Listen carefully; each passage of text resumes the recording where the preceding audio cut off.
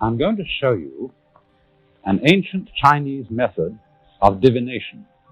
Perhaps you know that divination is really a kind of fortune telling. But this particular kind of divination is based on what some people believe to be the very oldest of all the Chinese classics, the Book of Changes. I say divination is something like fortune telling, but it's a little bit more highbrow than ordinary fortune telling. One wouldn't, I think, presume to ask so hoary a book of wisdom as the I Ching what to bet on the stock market. Rather, one asks questions about one's spiritual, psychological state, or very great momentous decisions of life. The very old and orthodox way of consulting the Book of Changes is to use the stalks of the yarrow plant. A number of stalks are taken and divided at random, and so calculations are made. But this is a rather long and elaborate way of doing it, and a not so ancient but equally respectable way is to use Chinese coins. You know, the kind of coins that have a hole through the middle, and so that you can carry them on a string round your neck. So if I were to ask the Book of Changes, what is the best thing for me in my present state? That is the sort of question that would be appropriate under circumstances like this. So we take the coins, and we shake them, and drop them. And according to the way they fall, heads or tails, we get a positive or a negative reading. In this particular case, we get a negative reading. The symbol which records the negative reading being the drawing of a broken line. That line is called a yin, or negative line. We do it again. And this time the reading is again negative. And we record it. We shake them again. This time the reading is positive. And we record that by an unbroken line, or a yang line, Y-A-N-G, representing the positive principle. Again, and once more the line is negative.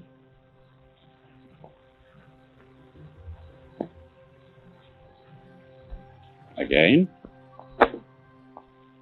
and the line is once more negative. And then a final sixth time, and the line is positive.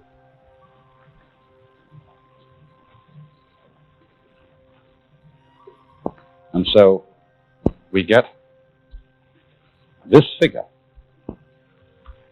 And in order to know what it means, we have to take a look at a very, very ancient diagram which may be familiar to you.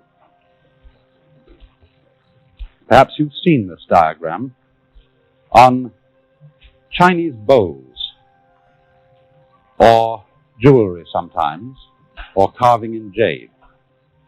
This is called Pa Gua, or the 8 trigrams. In the center of the design, you see this figure, which may be familiar to some of you as the trademark of the Northern Pacific Railroad. But actually, its meaning in China is the symbol of these two fundamental principles, the negative and the positive, the yang and the yin, which are held to lie at the root of all phenomena in the world. The word yang, which is represented by this comma or fish that is white, means the south or bright side of a mountain. And then yin, Y-I-N, we romanize that, means the shady or dark side of a mountain. And thus, respectively, they are called the male and the female principles. Now, you will obviously notice that with the symbolism of a light and dark side of a mountain, that you can't have a mountain with only one side. The two sides must always go together. And so in the same way, the Chinese feel that the positive and the negative, the light and the dark, the male and the female, the auspicious and the inauspicious, always go together in human life because one cannot be distinguished without the other. in the second chapter of his book, the old philosopher Lao Tzu, whom I've mentioned many times in these programs, says, when all the world recognizes beauty to be beautiful, there is already ugliness. When all the world recognizes good to be good, there is already evil. Thus, to be and not to be arise mutually. And you can say that to be is the principle yang, and not to be the principle yin, respectively the positive and the negative. And now outside the rotating figure of the positive and negative principles, you will find these 8 trigrams. Trigrams meaning symbols of 3 lines. And here you will see the broken and the unbroken lines, such as I drew when I was consulting the oracle, the broken being the yin lines and the unbroken the yang or positive lines. And these trigrams represent the 8 fundamental principles or elements which, according to this book of changes, are involved in every life situation. For example, the one at the top means heaven or sky, the one below means earth. This is the father, this is the mother. Over this side, for example, this one means fire, and over here, that one means water. And as you will see, we derived 2 of these trigrams, the point of the oracle being that every situation in life is a combination of 2 of these principles in preponderance. And the ones that we have here is this one repeated twice. And this one has the meaning of a mountain. A mountain over a mountain. Now there are 64 possible combinations of these 8 trigrams, which makes the meaning of each combination pretty difficult to remember. So we'd better go and look at the Book of Changes itself and see what it has to say about this particular one, what advice the oracle would want to give me in answer to my question about my present situation. The mountain over the mountain happens to be, let's see, that's number 52. The figure of the mountain, of course, it has a symbolism. It means the idea of quietness or keeping still. And so when we have keeping still, quietness above quietness, we get a whole emblem whose meaning is profound calm. And so the oracle says, keeping still. Keeping his back still so that he no longer feels his body. He goes into his courtyard and does not see his people. No blame. Mountains standing close together. The image of keeping still. Thus the superior man does not permit his thoughts to go beyond his situation. The heart thinks constantly. This cannot be changed. But the movements of the heart, that is, a man's thoughts, should restrict themselves to the immediate situation. All thinking that goes beyond this only makes the heart sore. Now you can see that that's pretty generalized advice. And it's appropriate in a way to the question, because the question is vague and the answer is vague. But the symbolism of this answer is simply that sitting so as to keep one's back still so that one's back is not noticed is self-forgetfulness. And keeping one's thoughts to the immediate situation means the practice of meditation or calmness or quietness, and that's what I'm advised to do. It's good advice. Now you may say, well, this is a thoroughly crazy way of coming at decisions, especially if I were to ask something more specific than this. If I had asked advice on some momentous decision I had to make, we would naturally say, from our modern scientific point of view, that flipping coins to come to the great decisions of life is the stupidest thing we could possibly do. After all, it neglects all rational cogitation about our situations. We would say, well, It takes no account of the data in the situation. It makes no intelligent assessment of the probabilities. And before we make any important decision, we think over all the factors involved. We balance the pros against the cons. We balance assets against deficit and so on. We go into the situation and think it out thoroughly. And therefore, what could be more superstitious than relying upon some oracle that has entirely to do with the purely chance falling of the coin that have no relation to the problem whatsoever? That's our contemporary point of view about all methods of fortune-telling, divination, and so on and so forth. But now look, someone who believed in this system, an old-fashioned Chinese, might say to us, but listen, first of all, when you estimate the data, when you consider the facts that are involved in any particular decision, how do you know exactly what facts are involved? After all, you're going to sign a contract, and the facts you think about that are relevant to this contract are the state of your own business, the state of the other fellow's business, the prospect, the market, and so on and so forth. That something which you may never have considered at all may enter into the situation and change it utterly. The man with whom you're going to make the contract may slip on a banana skin and so hurt his head and become inefficient in business.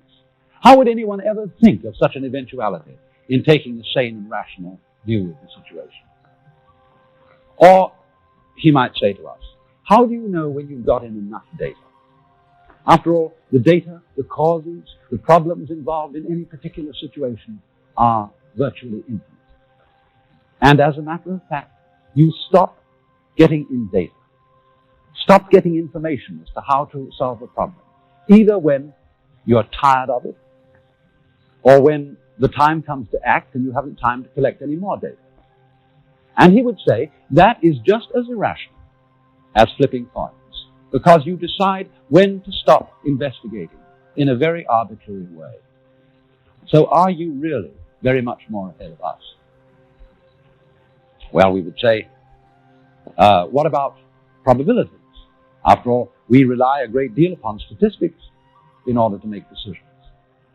And he would say again about statistics. Yes, statistics are all very well when you want to know what a lot of people are going to do. For example, if you flip a coin, you know that if you flip a coin 100 times, there is going to be quite a probability that you will toss half of the time heads, half of the time tails. 1,000 tosses, and you will get nearer to an exact half and half. But each individual toss, the chance is 50-50 whether it will be heads or tails. In other words, you may have tossed 999 times, and you may have had 400 tails tosses. You may have had the rest heads tosses. So the probability will be on the thousandth that it will go to tails because that's had the lesser number of tosses. But actually, your chance on it coming up heads or tails at that particular moment is, again, 50-50. And the probability really tells you nothing. And so in the same way with the actuarial tables of insurance companies, they will say the average lifespan of an adult male is 65 years. But on any individual case, these tables do not tell us when I am going to die. And so our Chinese critic might say, well, so you see, I myself am of a somewhat skeptical temperament, and I very much doubt, in fact, whether this way of coming at decisions really works.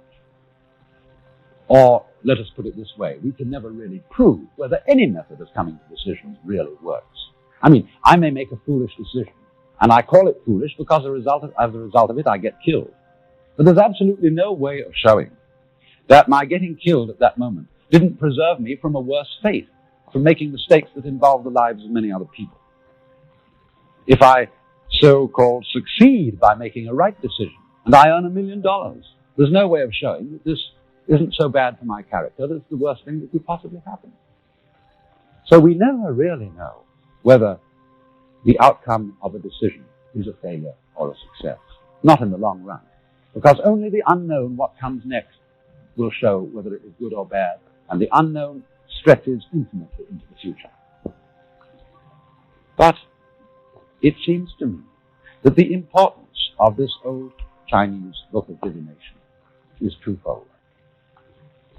First of all, there's a bad side to it, a distinct disadvantage in Chinese culture. The Chinese came so much to rely on the Book of Changes and to use its system of symbols, those trigrams I showed you, to use these for classifying all natural phenomena, that in the course of time it became a very rigid thing, and it excluded the perception of novelty. Now, the warning and the advantage to us in that is we can do the same thing with scientific method. There are certain kinds of personality who become very rigid in their scientific ideas and simply automatically exclude certain possibilities because they don't conform with alleged scientific dogma. Take, for example, what we call ESP, or extrasensory perception. I rather call it extraordinary sensory perception. But still, there is good reason to believe that there is extremely strong evidence for something of this kind occurring. And yet many scientific people will ignore that evidence because they say things like that simply can't happen.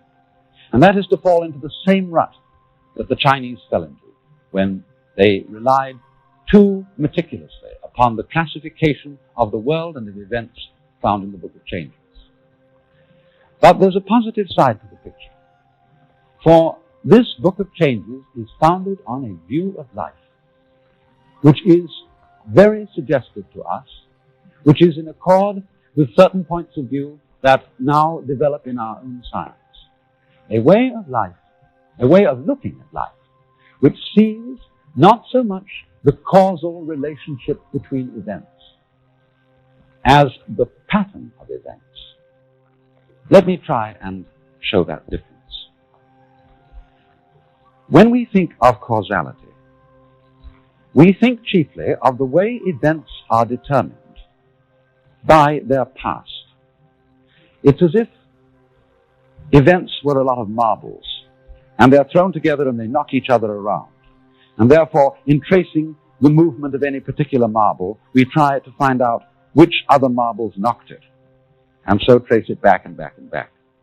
And until quite recent times, the whole view of Western science was based on the idea of causality, how things are influenced by past things.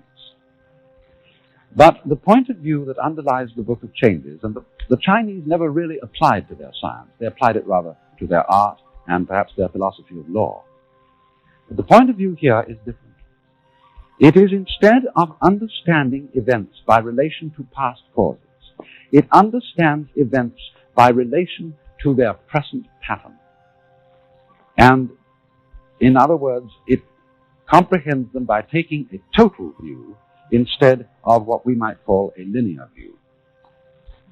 If, for example, we can find a suitable analogy for the Western way of looking at things, we might say it is understanding events in accordance with the order of words. For example, I can say, this dog has no bark, and then, this tree has no bark. Now, the meaning of bark in these two sentences is determined by what went before them. I make sounds. Before I say the sound bark, before I say bark, I say this dog has no. Now, if I want to know what bark means, I have to go back to what happened in the past. But if you take the order not of words, but what I would rather call the order of design, we get a rather different situation. Supposing I draw two small circles.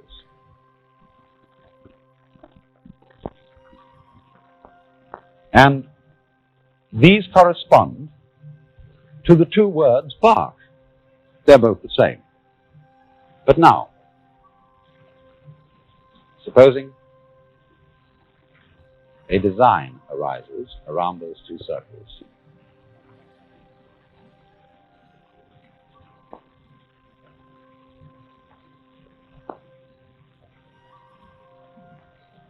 And then at once we see that in their context, those two original circles have quite different meaning. But You see their relationship to their meaning all at once. I mean, imagine, supposing these designs had not been drawn by a brush, line after line after line, but had appeared all together at once as you see the image appear when you're developing a photographic plate.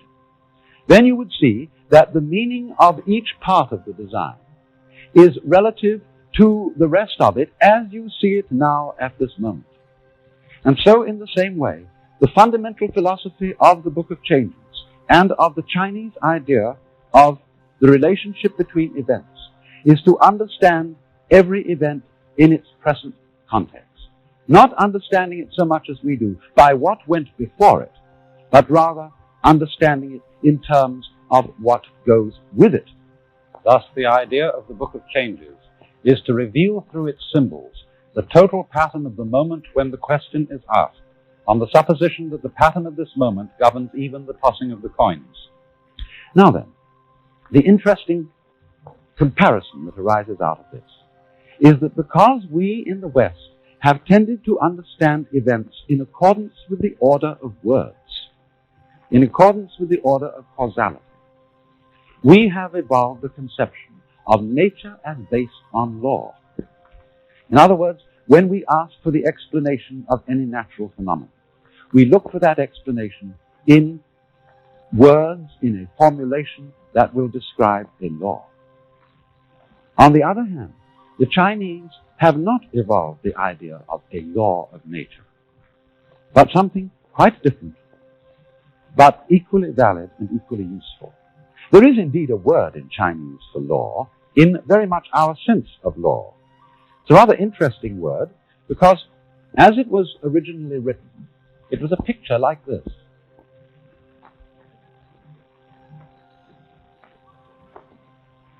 That's a picture of an iron cauldron, and beside it, a figure holding a knife. This is the Chinese word for law, TSE, which most corresponds to our idea of law. And the reason for this symbol is that in ancient times, some of the old emperors commanded the laws to be written on the iron sacrificial cauldrons. And when the people came to offer sacrifice and put their offerings into the cauldrons, they could read the laws written upon the cauldrons. But at the time when those ancient emperors ordered the laws to be written in this way, there were certain sages and scholars who said, no, you shouldn't write the laws down. Because if you write the laws down, the people will develop a litigious spirit. That is to say, they will start quibbling. And therefore, the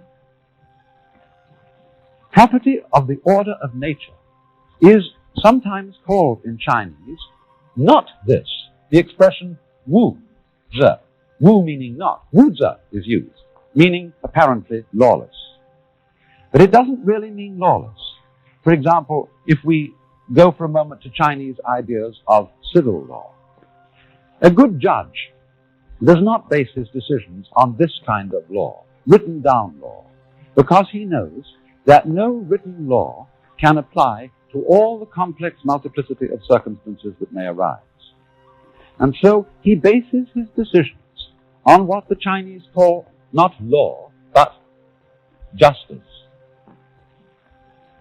This word is pronounced I.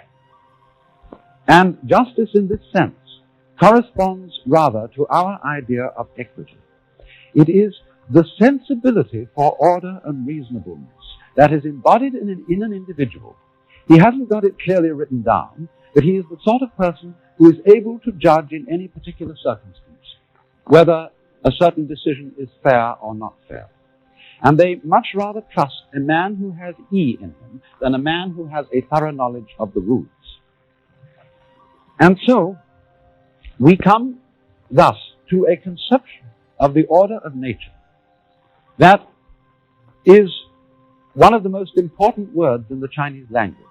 And that is a word which originally meant the markings in jade, the grain in wood, or the fiber in muscle, and it's pronounced li. This is A character, then, meaning really the basic fundamental pattern of things.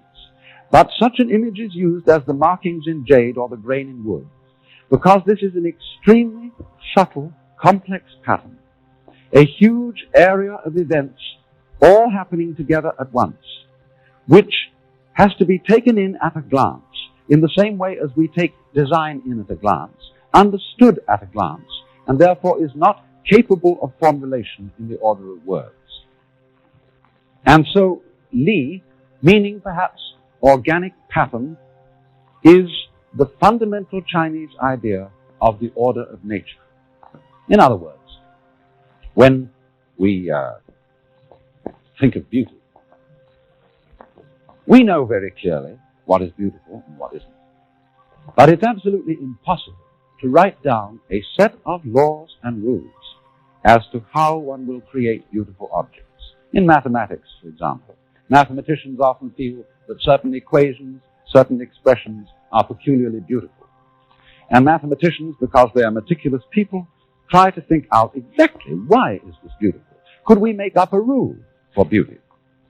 And yet they come to the conclusion that if we could make up a rule and apply it in mathematics, and always by the use of this rule get a beautiful result, eventually those results would cease to impress us as being beautiful. They would become sterile and dry. And so in the same way, the order of nature, the order of justice, the order of beauty are things which we can know in ourselves, but we cannot write down in black and white. And therefore, the superior man is one who has the sensibility for these things in himself.